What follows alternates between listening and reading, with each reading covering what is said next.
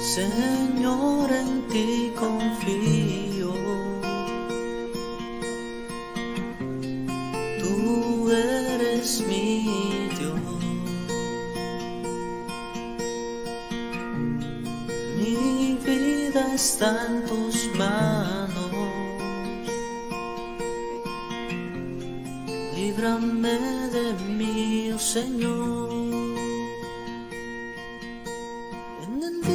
De la angustia a ti cantaré, en el día de la angustia te bendeciré, levantaré mis manos, levantaré mi voz, te bendeciré, mi Cristo, solo en ti esperaré.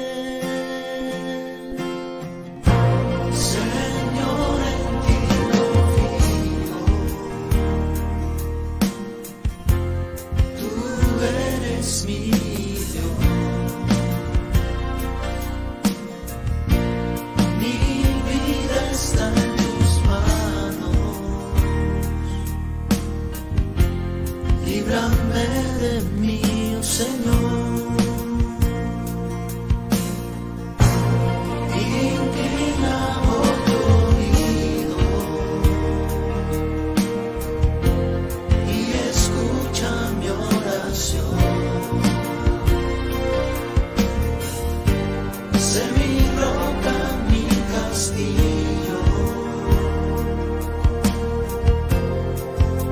restáurame, Señor, en el día de la angustia, a ti cantaré, en el día de la angustia, te bendeciré, levantaré mis manos, levantaré mi voz, te bendeciré, mi Cristo, solo en ti esperaré. En el día de la angustia, a ti cantaré, en el día de la angustia, te bendeciré, levantaré mis manos, levantaré mi voz, te bendeciré, mi Cristo, solo en ti esperaré.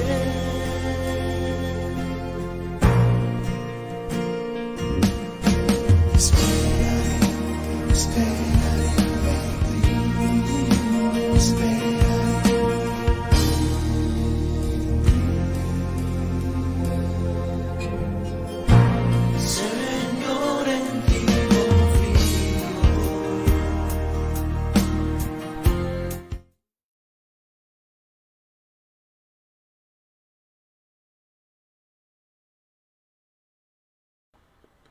Hermanos, ¿cómo están? Vamos a dar inicio a nuestra clase de este día, última clase de este trimestre número 2. Y hasta esta clase, pues será el examen que vamos a realizar, si Dios lo quiere, en 2 semanas. ¿Okay? En 2 semanas vamos a realizar, o sea, que decir, la próxima semana no va a haber estudio. La próxima semana vamos a dar una semana de descanso. Y la siguiente semana va a ser el examen. ¿Okay? Va a ser el examen. Estaremos avisando a través de la plataforma de Classroom cómo va a ser este examen. Bueno, entonces vamos a pues comenzar nuestra clase de este día. Vamos a orar y vamos a comenzar. Padre, te damos gracias en esta hora. Gracias, Jesús, por darnos este tiempo, esta oportunidad. Y que, Señor, podamos estudiar tu palabra, podamos tomar de ella como tú nos has mandado y como, Señor, lo necesitamos en nuestros corazones y en nuestros espíritus. Gracias, Señor, vamos hoy a tomar de tu palabra, que tengamos un corazón dispuesto, que tengamos un corazón deseoso de aprender de ti y de saber más de ti. Bendito y alabado seas en esta hora, en nombre de Jesús. Amén. Bien, hermanos, vamos a iniciar. Ok, estamos en este punto y espero yo en esta clase terminar el tema de la Trinidad. Y vamos a iniciar otro tema, si Dios lo quiere, el próximo trimestre de esta materia. Entonces estamos en este punto. Algunos errores doctrinales en la historia de la iglesia con respecto a la Trinidad. La Trinidad ha sido el tema de varios concilios, en este caso de la historia. Cuando tomemos historia de la iglesia, pues veremos un poco más de ese tema. Pero el tema de la Trinidad ha sido un tema de muchos concilios, de muchos pensamientos, ¿verdad? Pensamientos que se han levantado en este punto. Y necesitamos, nosotros no voy a abordar todos, pero vamos a abordar algunos que fueron pues mayormente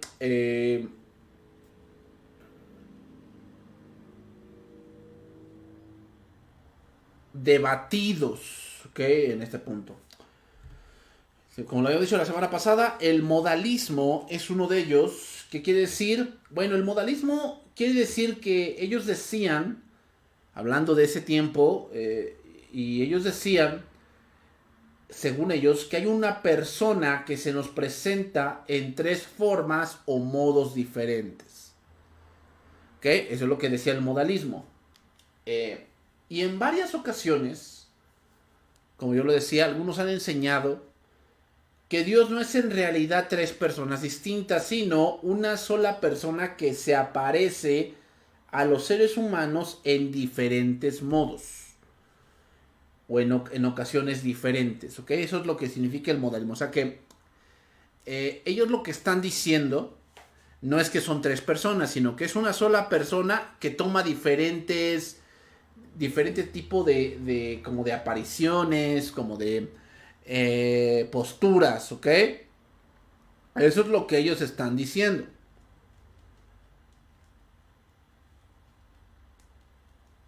Por ejemplo, en el Antiguo Testamento, ellos dicen que Dios aparece como Padre y en los Evangelios esa misma persona divina aparece como el Hijo.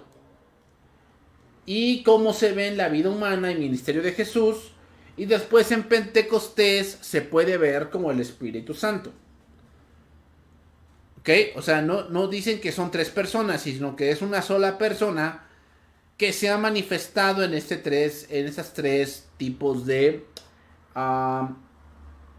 posturas, vamos a ponerlo así. A esta enseñanza también se hace referencia con otros dos nombres. A veces se les llama sabelianismo por un maestro llamado Sabelio. Sabelianismo, que fue en el siglo III después de Cristo. O sea, estamos hablando de los años entre los siglos 200 y 300. Otro nombre que se le da al modalismo es monarquismo. ¿Okay? Monarquismo. Debido a que esta enseñanza no solo dice que Dios se reveló en modos, por eso se llama modalismo, porque no dicen que no se reveló en seres, sino en modos. Y también dice que hay un solo ser supremo, gobernador, monarca, en el universo, es lo que dicen. Y que es Dios mismo que consiste solo en una persona. Eso es lo que dice el monarquismo modalista, así se le llama. Que son ramas, de que el modalismo, y de ahí se divide en varias ramas de esta postura.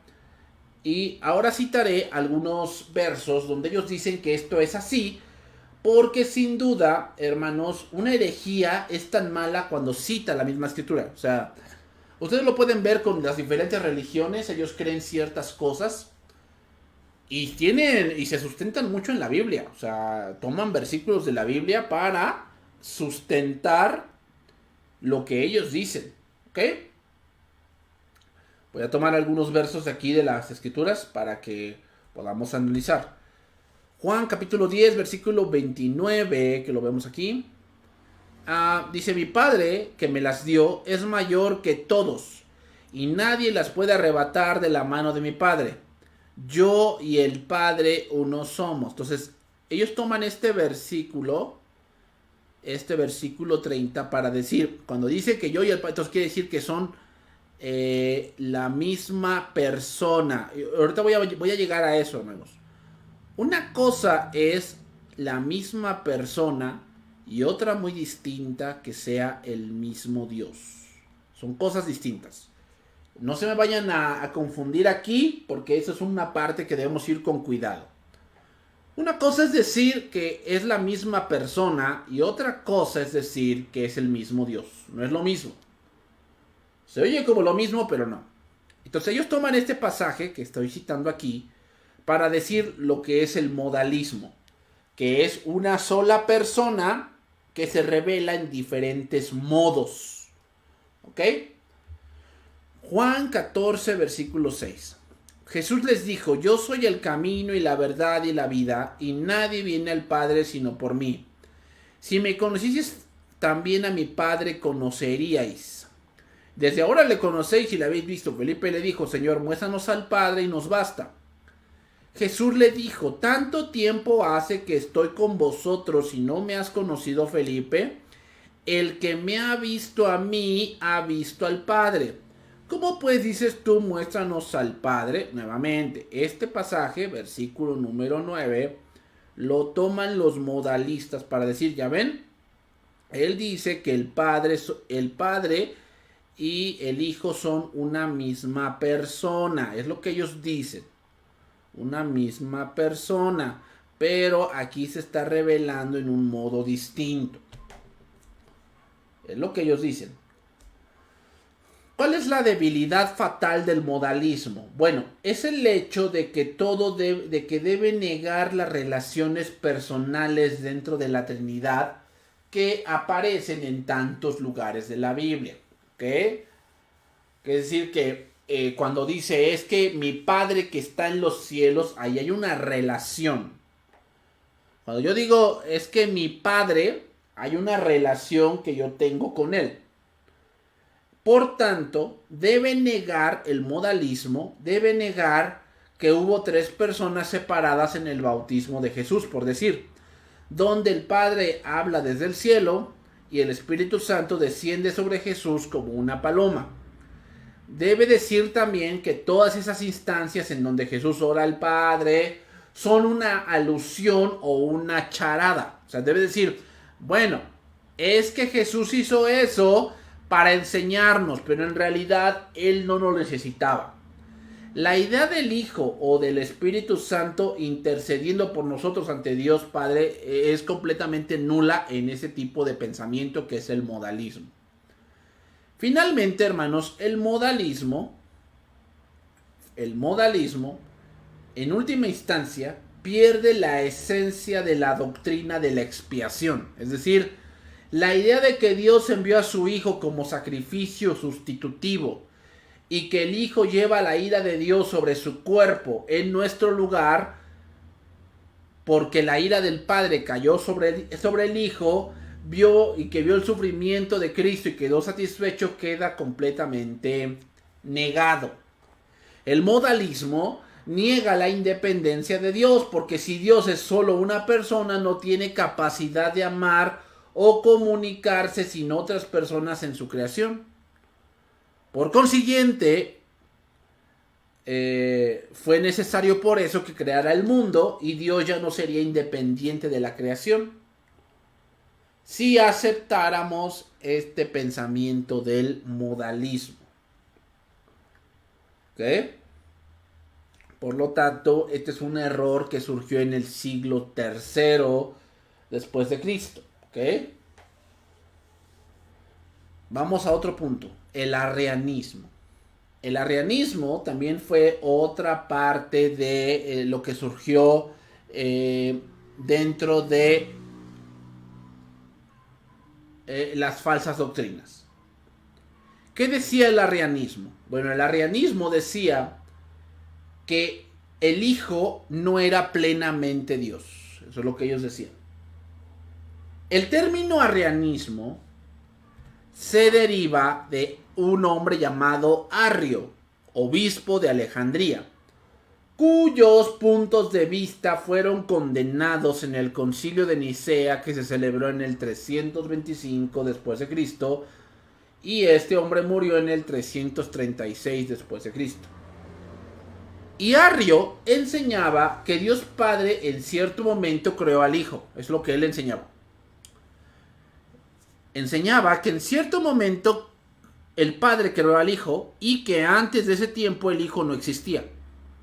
Ni tampoco el Espíritu Santo, sino solo el Padre. Es lo que él decía.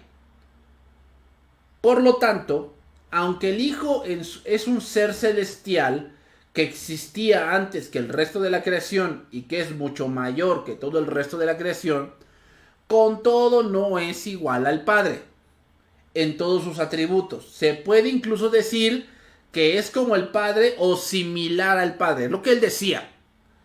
En su naturaleza, pero no se puede decir que sea de la misma naturaleza como el Padre. ¿Por qué? Bueno, pues porque para él el Hijo era un ser creado. Los arrianos dependen fuertemente en pasajes que llaman a Cristo el Hijo unigénito de Dios. Voy a citar algunos. Por decir, aquí en Juan capítulo 1, versículo 14, vemos este pasaje. Dice, aquel verbo fue hecho carne y habitó entre nosotros. Y vimos su gloria, gloria como del unigénito del Padre. Entonces ellos, los arrianos, sacaron por conclusión que como dice unigénito, entonces quiere decir que o él fue el único creado de una manera distinta. Esa es la conclusión que ellos sacan, según estos pasajes. Juan 3:16.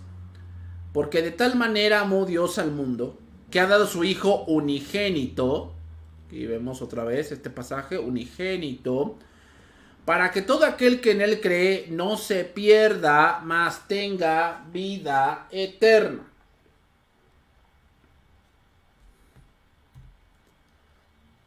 Colosenses capítulo 1, verso 15. Él es la imagen del Dios invisible, el primogénito de toda creación. Este verso lo sacan mucho los testigos de Jehová.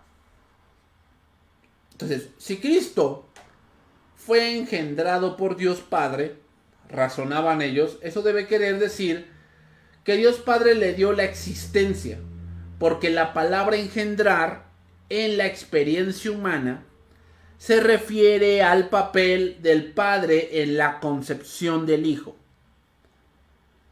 En Colosenses, que estamos leyendo aquí, hay respaldo adicional para el concepto arriano.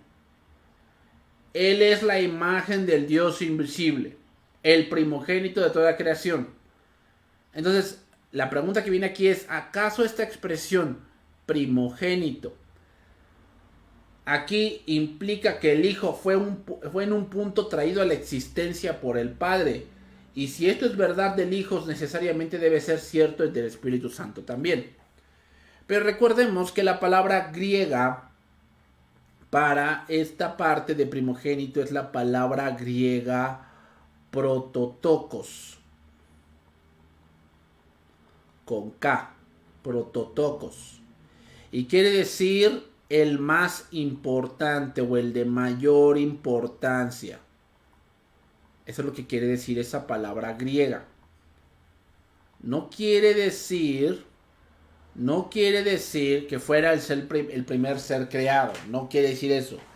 Sino lo que quiere decir, tomando todo el contexto de la carta de Colosenses, no solamente tomar un verso aislado, lo que quiere decir es que Cristo es la base, Cristo es el precursor de todo, Cristo es el origen de todo.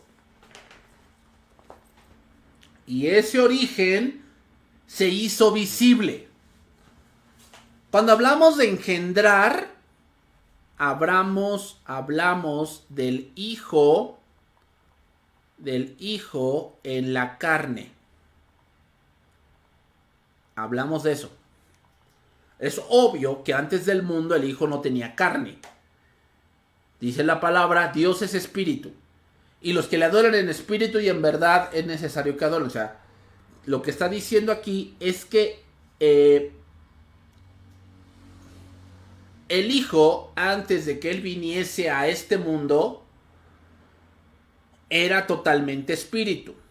¿Cuándo fue engendrado? Engendrado.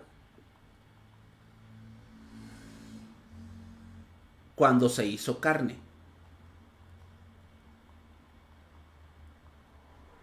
Dice la palabra, sacrificio no te agradó, mas me preparaste cuerpo.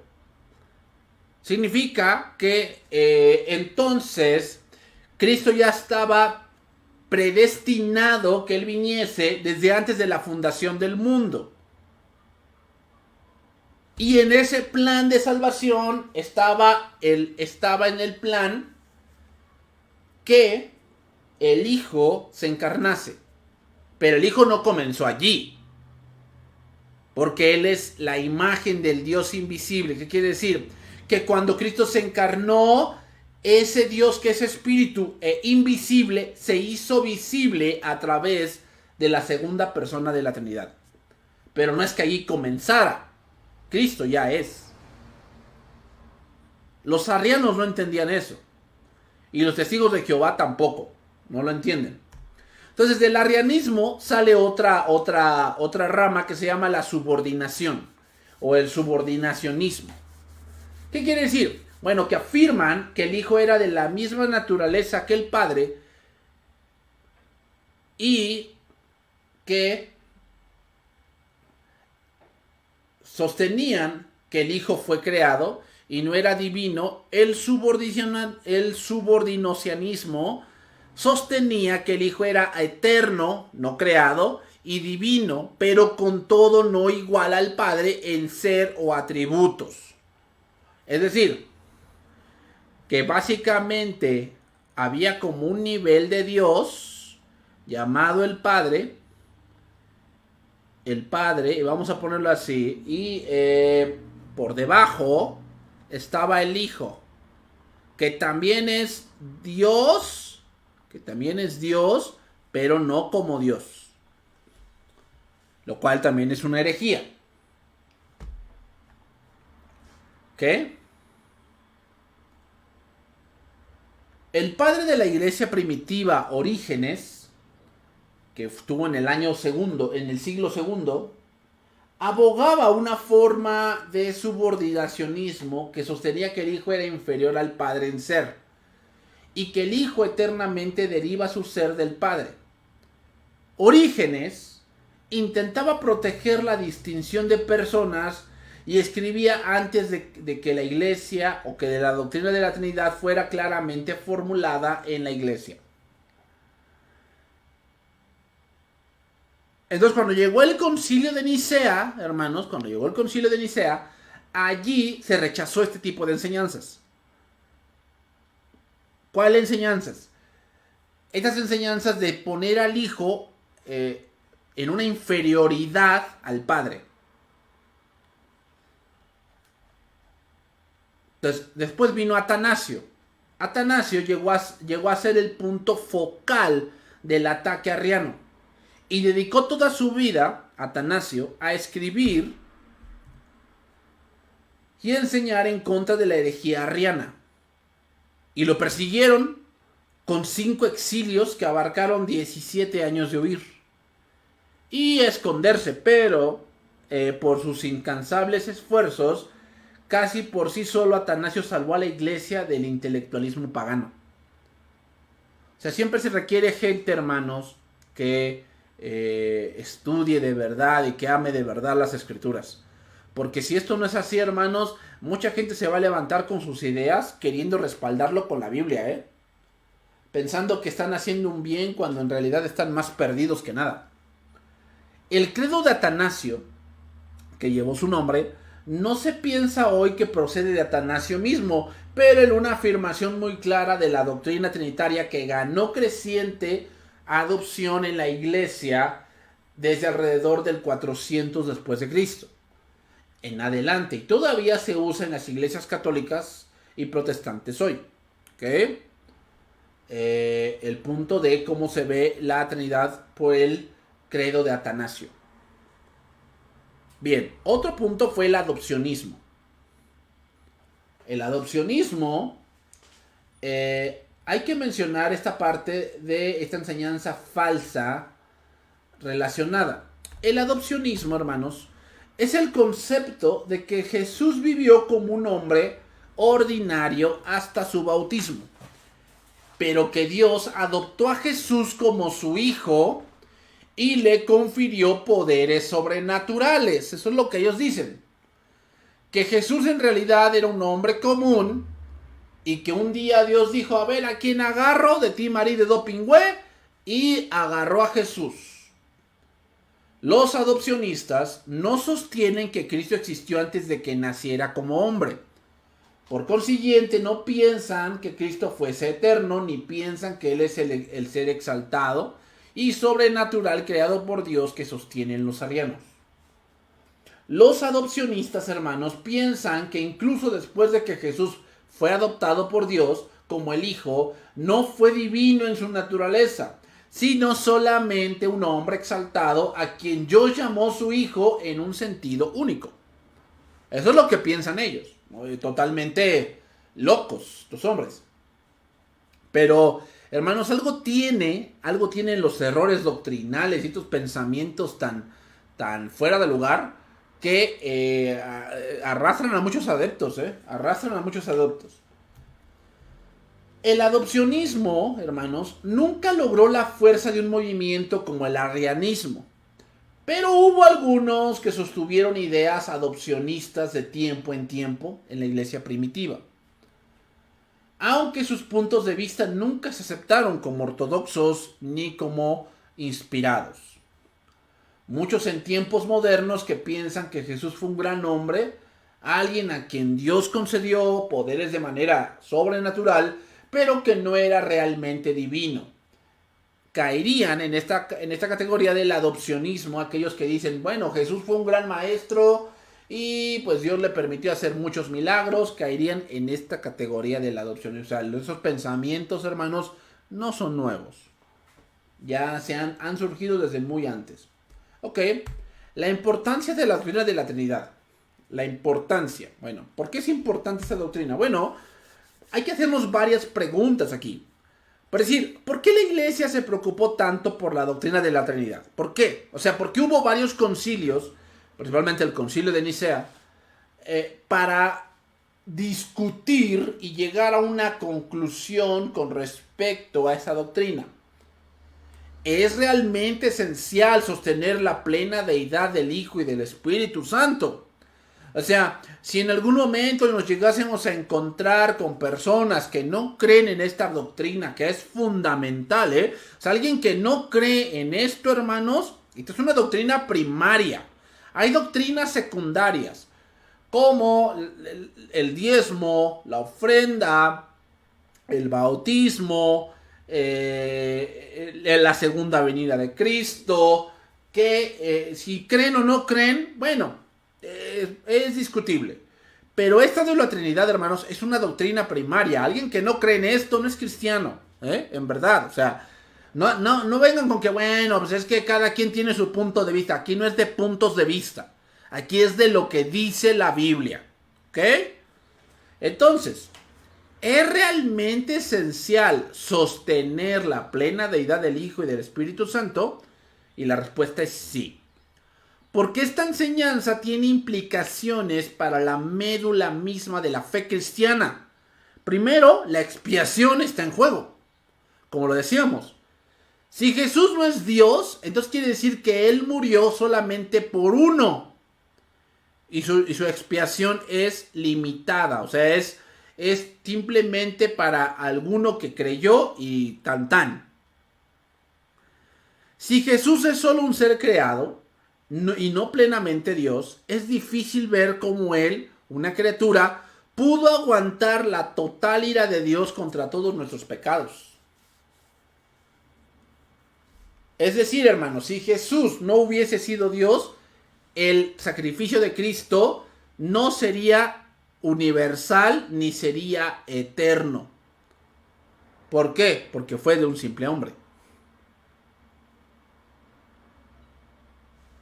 Otra pregunta que podríamos hacernos. ¿Podría alguna criatura, por grande que sea, de verdad salvarnos?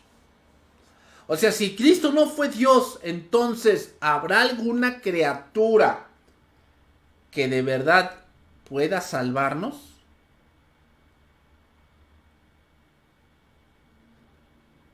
La justificación, hermanos, por la fe solo queda amenazada si negamos la plena deidad del Hijo.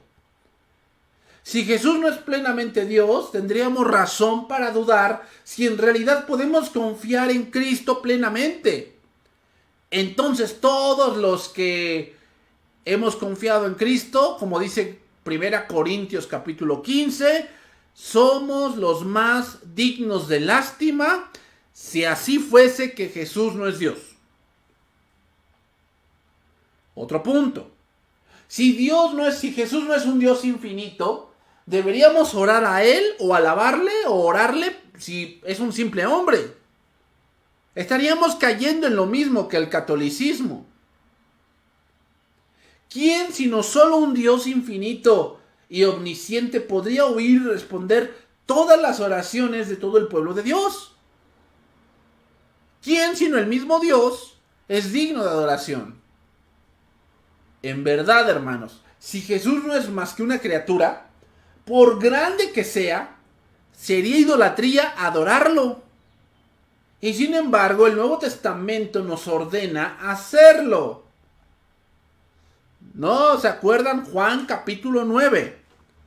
Cuando dice que Jesús sanó un ciego de nacimiento. Y dice que lo expulsaron de la sinagoga. Y llegó con él y le dijo, ¿tú crees en el Hijo de Dios? Y él le dijo, ¿quién es, Señor, para que crea en él? Y él le dijo, pues lo has visto. Y el que habla contigo, él es. Y él dijo, y creo, Señor, y le adoró. Jesús jamás rechazó la adoración. Jamás. ¿Por qué?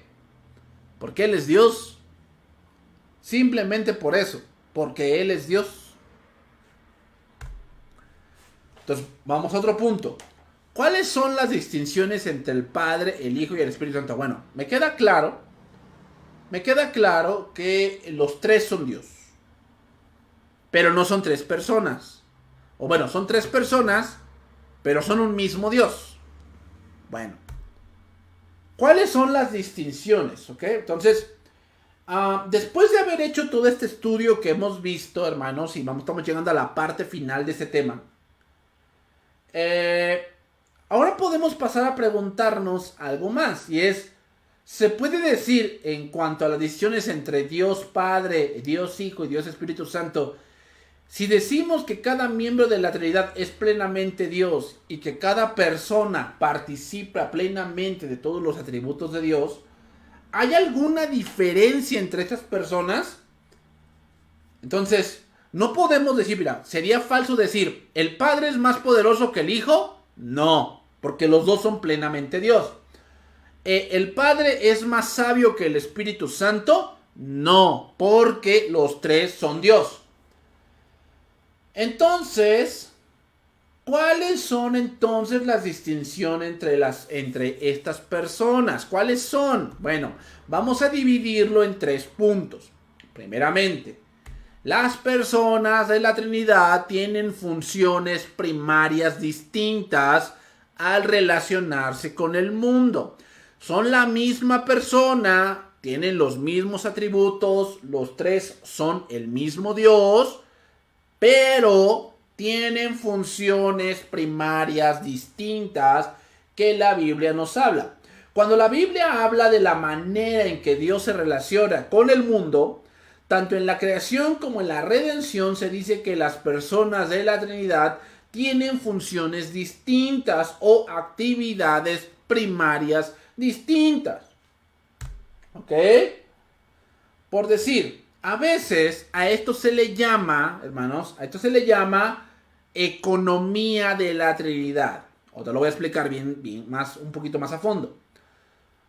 Economía de la Trinidad significa ordenamiento de actividades. ¿Okay? Recuerden que la economía es lo que mueve la actividad. ¿Okay?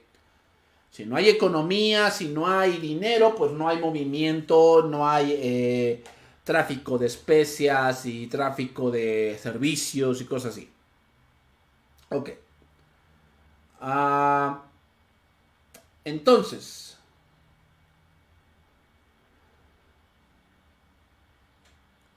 la economía de la Trinidad quiere decir las diferentes maneras en que las tres personas actúan al relacionarse con el mundo.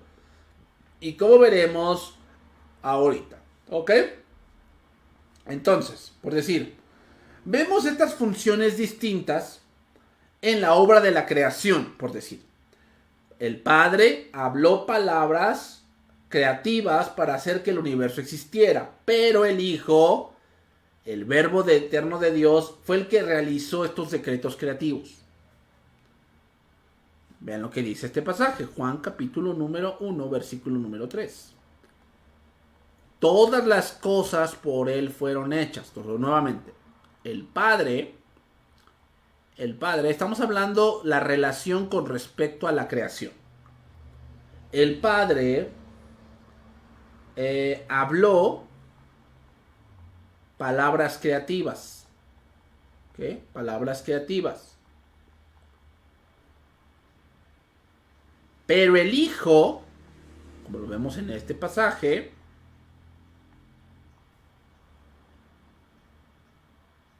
realizó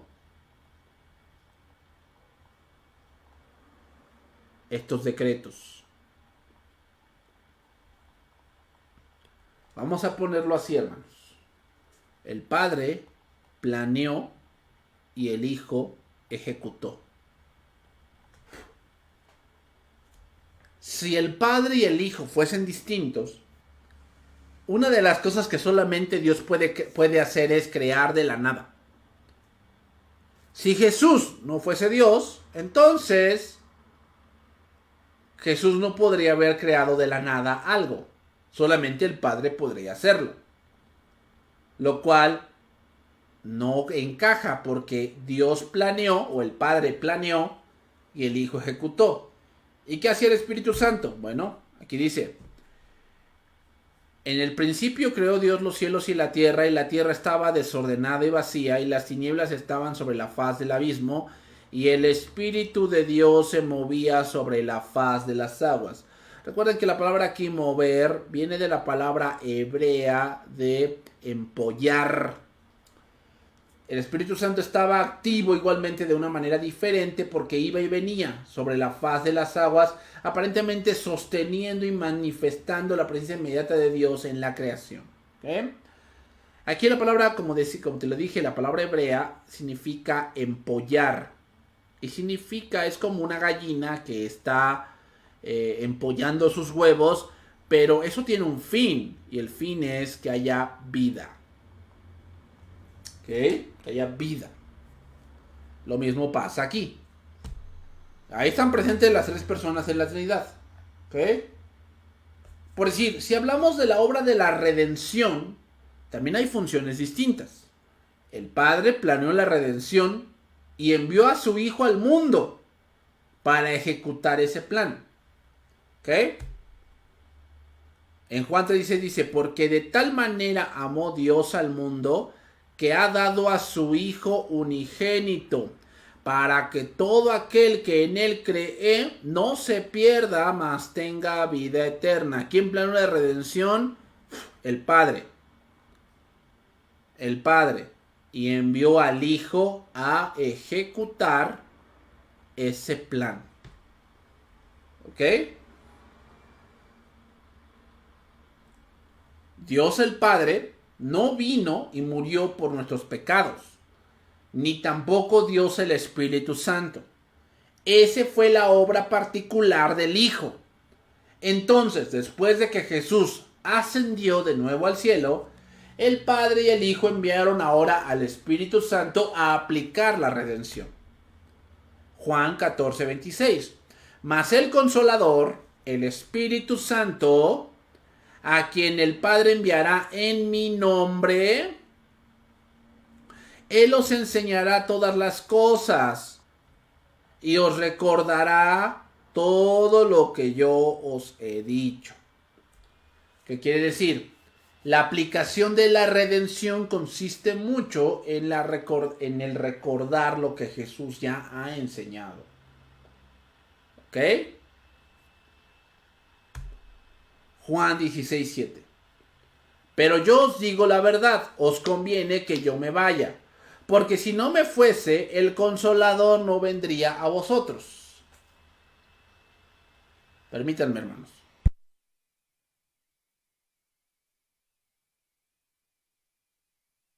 Dice ahí, mas si me fuere, yo lo enviaré. ¿Ok? Es decir, la función del Hijo con respecto a la salvación ya había concluido. ¿Ok? Y ahora la función del Espíritu Santo con respecto a la redención, estamos hablando de ese cuadro. El cuadro de la redención, el Padre, el Hijo y el Espíritu Santo tienen ciertas funciones que se fueron cumpliendo en ciertas etapas. Son el mismo Dios, pero hay diferentes funciones.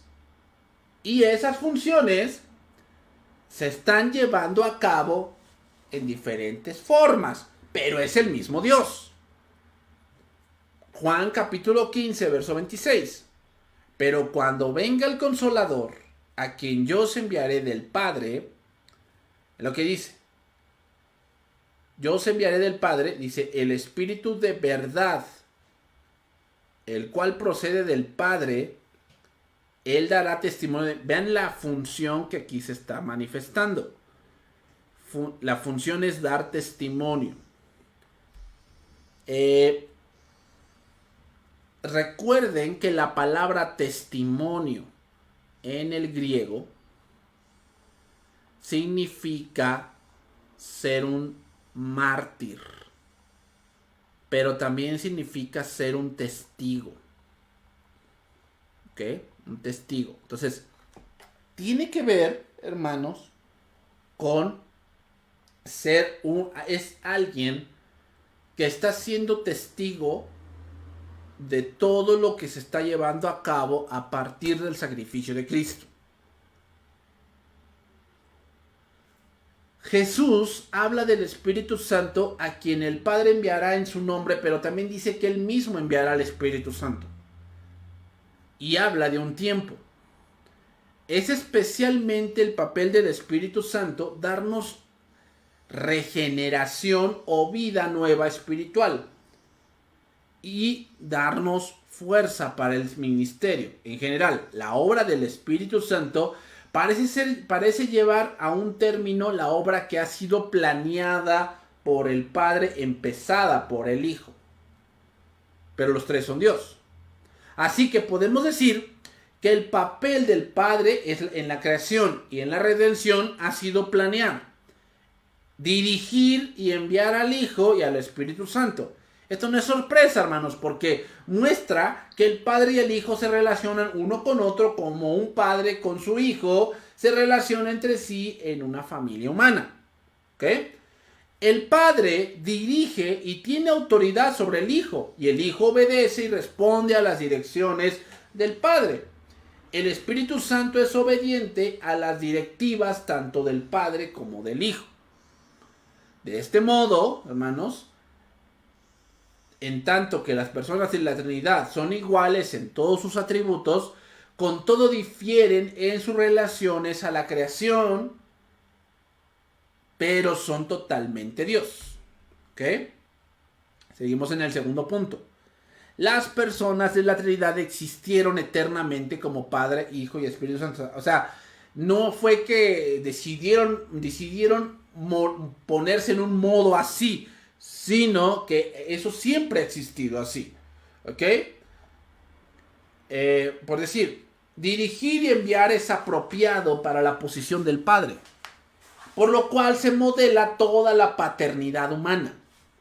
El papel de obedecer e ir según el Padre envía y revelarnos a Dios es apropiado para el papel del Hijo, a quien también se le llama el Verbo de Dios. ¿Qué quiere decir? La palabra activa, por eso se le llama verbo. Se le llama verbo porque Él es la palabra activa, la palabra siendo ejecutada. Dios prometió en el Antiguo Testamento muchas veces que vendría un Salvador. Cuando Jesús se manifestó, Él es la palabra siendo cumplida. Estos papeles no se podían haber invertido. Ni el Padre había dejado de ser el Padre, ni el Hijo había dejado de ser el Hijo. Por analogía de esa relación, podemos concluir que el papel del Espíritu Santo es también el que es apropiado para Él. Y es el consolador, el abogado. Antes de que el Hijo viniese a la tierra, hermanos, e incluso antes de que el mundo fuese creado, por toda la eternidad, el Padre ha sido el Padre, y el Hijo ha sido el Hijo, y el Espíritu Santo ha sido el Espíritu Santo. Estas relaciones son eternas, y algo que ocurrirá y no algo que ocurrió en el tiempo, sino es algo que siempre ha sido así. Dios siempre ha existido como tres personas distintas: Padre, Hijo y Espíritu Santo. Estas distinciones son esenciales en la misma naturaleza de Dios y no podría ser de otra manera. ¿Ok? No podría ser de otra manera. Entonces, finalmente se podría decir que no hay diferencia en deidad, atributos o naturaleza entre el Padre, el Hijo y el Espíritu Santo. Cada persona es plenamente Dios y tienen todos los atributos de Dios, pero diferentes funciones con respecto a ciertos temas que ya expliqué anteriormente. ¿Ok? Los tres son plenamente Dios, pero tienen diferentes funciones con respecto a ciertos temas. Las únicas distinciones entre los miembros de la Trinidad son la manera en que se relacionan unos con otros y con la creación. En esas relaciones desempeñan papeles que son apropiados para cada persona. Y esta verdad en cuanto a la Trinidad, hermanos, se ha resumido en la frase igualdad ontológica, pero subordinación económica. ¿Qué quiere decir esto? Otra vez lo repito, se puede decir igualdad ontológica, pero subordinación económica. Otra manera de expresar esto, más simple, sería iguales en ser, pero subordinados en función. ¿Ok? Punto número 3. ¿Cuál es la relación entre las tres personas y el ser de Dios? Bueno, es el último punto que voy a tocar. La pregunta que queda aquí sin resolver es: ¿cuál es la diferencia entre persona y ser? ¿Qué? ¿Cómo podemos decir que Dios es un ser indivisible? ¿Qué? Es un ser indivisible, es decir, no son tres dioses, como lo dijimos. No son tres dioses. ¿Qué? No son tres dioses. Sin embargo,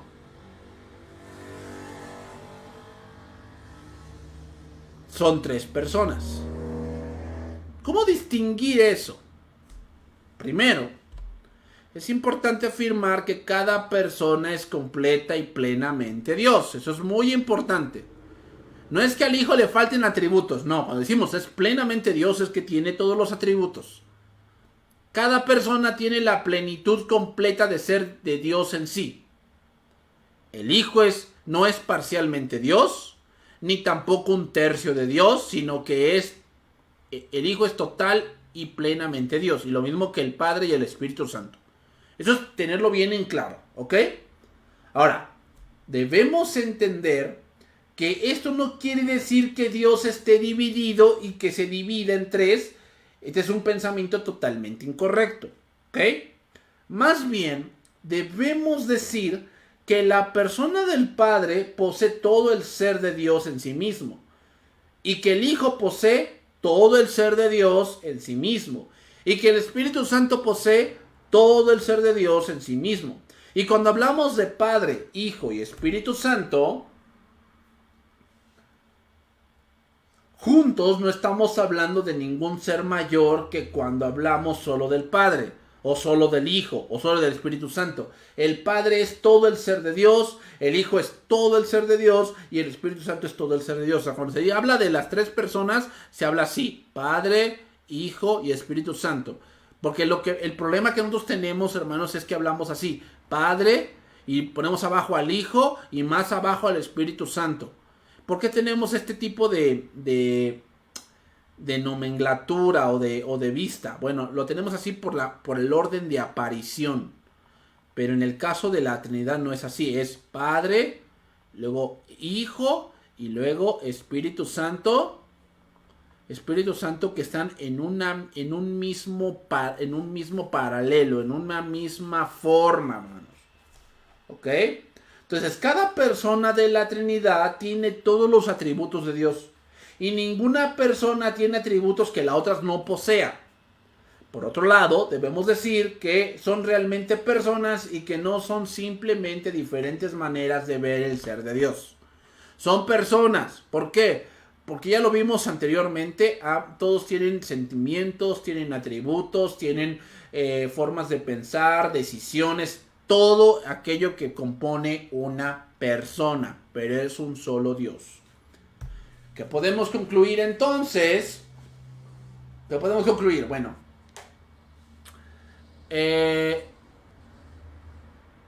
entonces, si son tres personas que tienen diferentes funciones y es un solo Dios, ¿qué quiere decir? Que hay una unidad perfecta.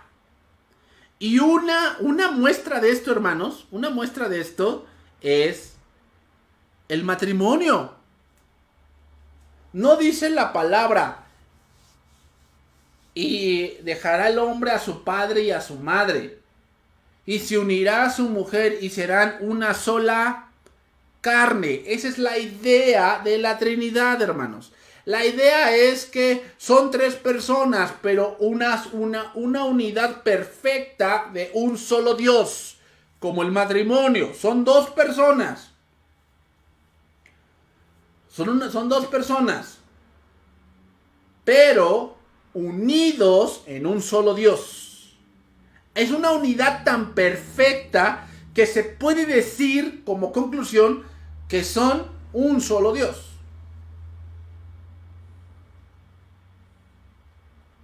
¿Ok?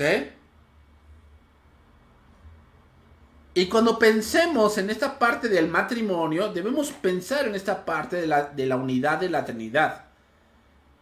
Que el Padre tiene autoridad sobre el Hijo, pero no quiere decir por eso que el Padre sea mayor que el Hijo. Es lo mismo dentro del matrimonio. El hombre es la cabeza y Dios le ha dado esa parte de autoridad, pero no quiere decir que sea mayor o más que la mujer. No quiere decir eso.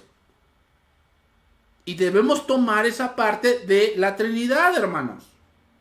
De ahí viene todo ese concepto.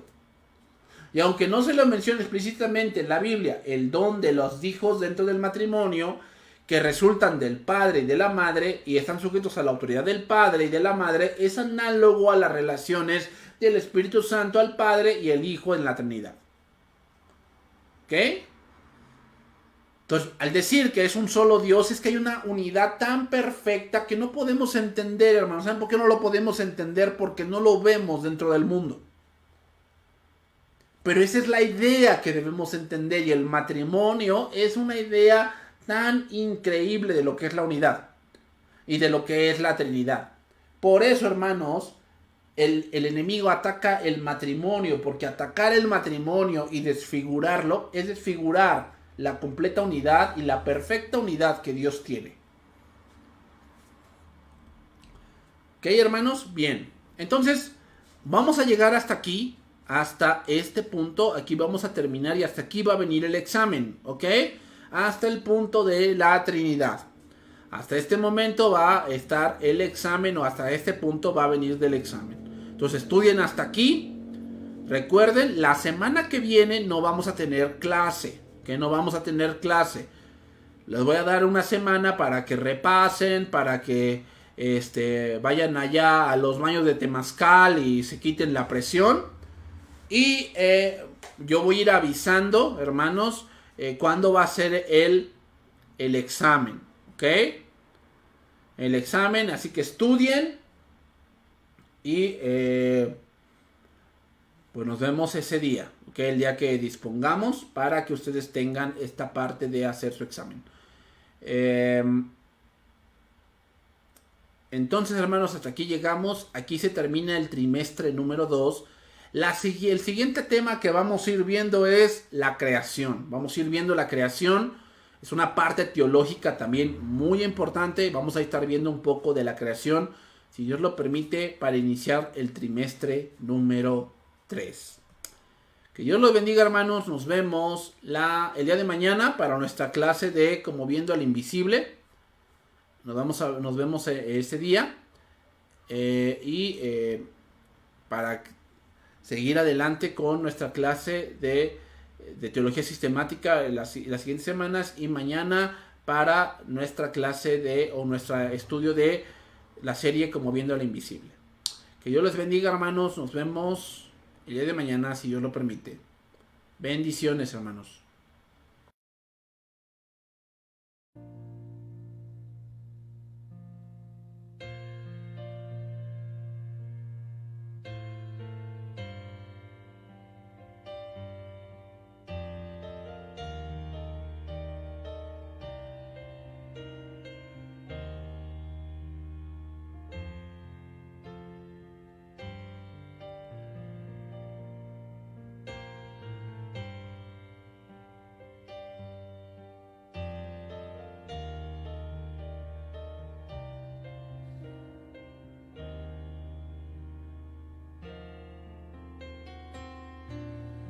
Ten piedad de mí, oh Dios,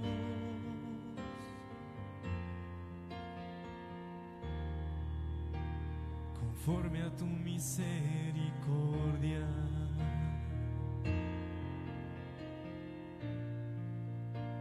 Conforme a la multitud de tus piedades, borra mis pecados.